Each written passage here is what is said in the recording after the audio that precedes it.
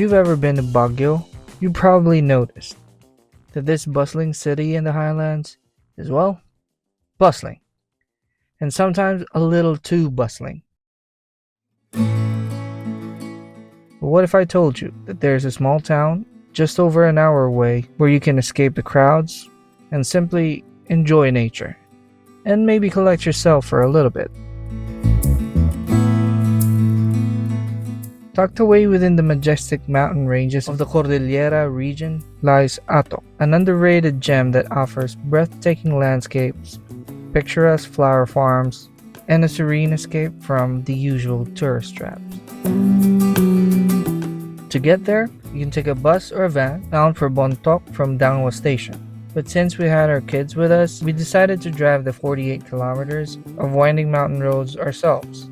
And let me tell you, this drive is one of the most scenic ones that we've had so far, which is saying a lot considering we just drove from Visayas to Luzon just a couple weeks ago. Every twist and turn revealed gorgeous views. Mountain ranges stretching for miles, seas of clouds floating just above farmlands, and rows upon rows of vegetable gardens carved into the hillsides. As we climbed higher, the fog slowly crept in, wrapping the landscape in a calm, dreamy haze. It felt like we were entering another world.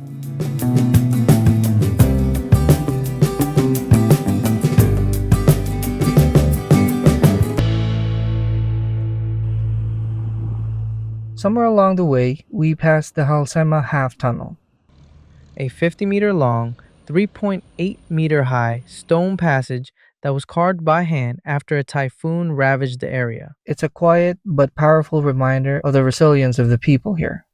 And passing it also meant that we were just a few kilometers away from Atok's town proper.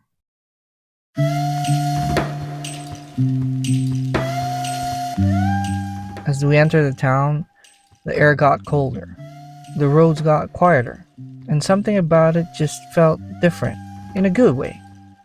Atok is one of the oldest municipalities in Benguet, officially founded in the 1900s. The name comes from the Ibaloy word Naipatok, which means on top, a fitting name for a town perched above the clouds, with some parts of it reaching about 2,000 meters above sea level. The people of Atok are mostly from the Kankanaey and Ibaloy tribes, two of the major indigenous groups of the Cordillera region. Their lives are closely tied to the land. With its high altitude and cold climate, Atok offers the perfect conditions for growing an incredible variety of flowers and crops.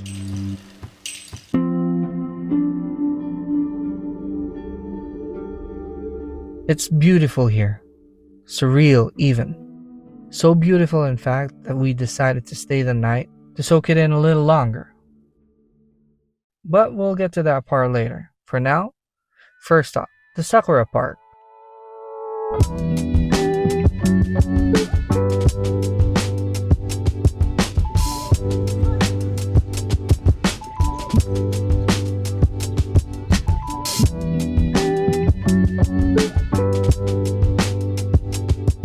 This park is home to cherry blossom trees from Japan's Kochi Prefecture. Because of Atok's high elevation and cool climate, it meets the unique environmental conditions that the sakuras need to bloom. Back in 2016, the Japanese embassy gifted Benguet 40 cherry trees to commemorate 40 years of friendship. Today, 34 of them bloom between late March and April.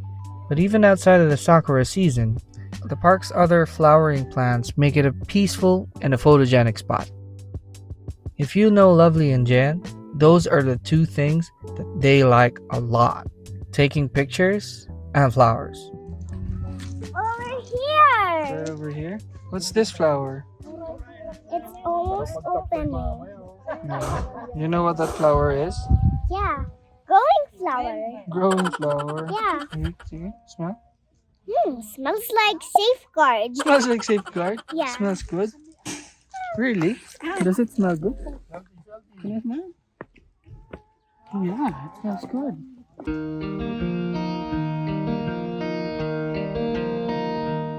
Just a short walk away is Haights Place. named after Franklin Guy Haight, a former U.S. soldier stationed in the Philippines during the American colonization. After contracting a lung disease, his doctor advised him to find a place as cold as his hometown of Corry, Pennsylvania, and he found that in Atok.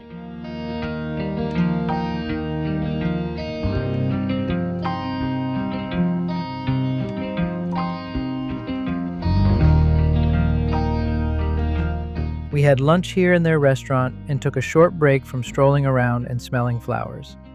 But Jan and Michael, they were already eyeing the horses and kept saying they wanted to ride on them. Dad said I can ride the horse.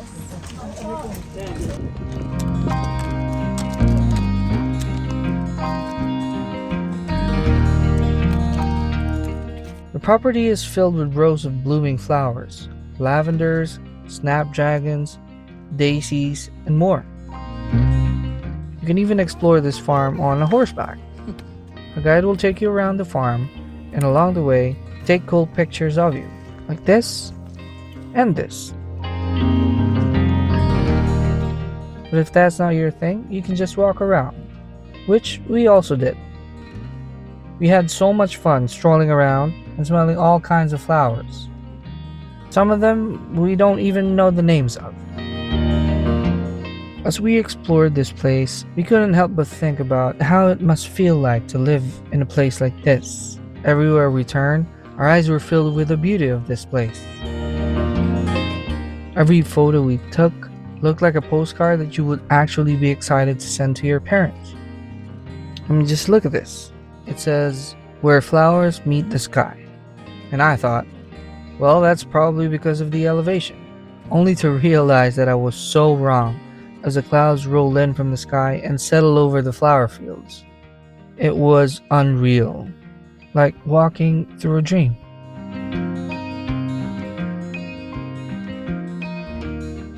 At least until it started pouring and we had to run back to our car. Nawawala na yata tayo. Tanong mo nga dyan sa bahay na yan kung ano. Kung alam nila yung daan palabas. Manong ibe! Don't mind us.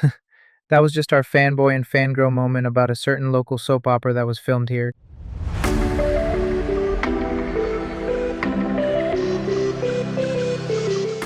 Anyway, time to check in at our northern homes. A cozy and beautifully designed guest house tucked right along the El Sema Highway, not too far from town. It's a relatively new spot in Atok, built to offer travelers a quiet, comfortable home base in the highlands. And honestly, it delivered. Our room was spotless and thoughtfully put together, with large windows that opened up to the most incredible view. From the bed, you see the rolling mountains and vegetable terraces, bathed in morning fog and afternoon sunlight. One thing that stood out were the wood-carved details throughout the space. These are not just for aesthetics. Wood carving is a tradition in the Cordillera, practiced for generations by local artisans. It added so much character and authenticity to the space, and it reminded us that this is not just any guest house. It's one that carries a piece of culture with it. And then there's the bathroom situation. Now, you need to know this about Jan. She hates dirty bathrooms. She'll inspect every corner of it before even thinking about using it. The bathroom was modern, clean, and smelled fresh. She was ecstatic. It was safe to say, it passed the Jan's test with flying colors.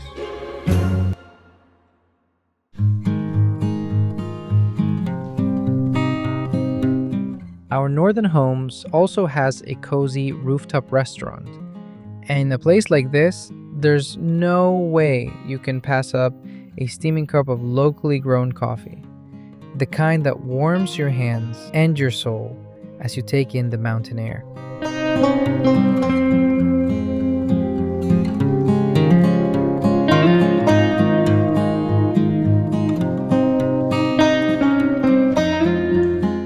As night fell, so did the temperature. The fog returned and wrapped itself around the house, like a soft blanket. We ended the day warmed by the quiet, thankful for a full day of beauty and stillness.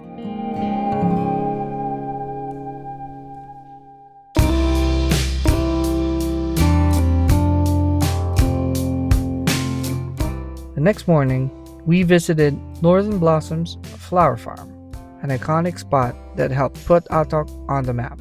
This 2-hectare farm is owned and operated by Mr. and Mrs. Ganayan, who first used it to grow specialty flowers for their Manila-based flower arrangement business. Then after going viral on social media and national TV, and yes, the same soap opera that we mentioned earlier, they opened it up to the public, turning it into a full-blown tourist attraction almost overnight. The farm is a vibrant patchwork of colors, home to hydrangeas, sunflowers, snapdragons, and more.